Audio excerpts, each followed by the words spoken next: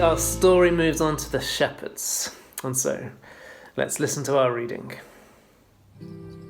In that region there were shepherds, living in the fields, looking after their flocks by night. Then the angel of the Lord stood before them, and the glory of the Lord shone around them, and they were terrified. We have just heard the reading from Luke's Gospel, where the shepherds encountered the angel of the Lord at night, while staying guard over their flock. We are told they were terrified. There are several messages that come through this passage, understandably being terrified by something that is not understood. A first encounter perhaps with God. What would our response be today?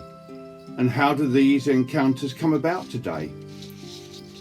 However, it had not occurred to me, until these talks were put to us, that these shepherds were pretty smelly and not exactly in the social mix of the time. This to me has been a very meaningful revelation.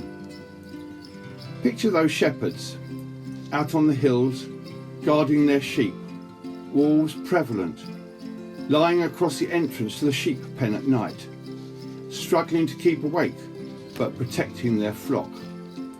Cold, often wet, but always with the odour of the countryside and the sheep about them. Yes, smelly, yes, stinky, but here is the most important thing. God chose them for his angel to visit. They were chosen by God. You see, whoever we are, whatever our perceived social class, whatever our job and wherever we live, we are all God's children. From society's leading lights to the down and outs, we are all God's children. And we are told, made in his image. Each one of us has a place in God's family. He created us, and like those shepherds, we can expect him in some way or another to touch base with us, probably when least expected. However, I can't leave this talk with that thought alone. Whilst they may not be stinky or smelly, we have in our society those who have no home for whatever reason, and sleeping rough, just like those shepherds. They too are God's children, made in his image.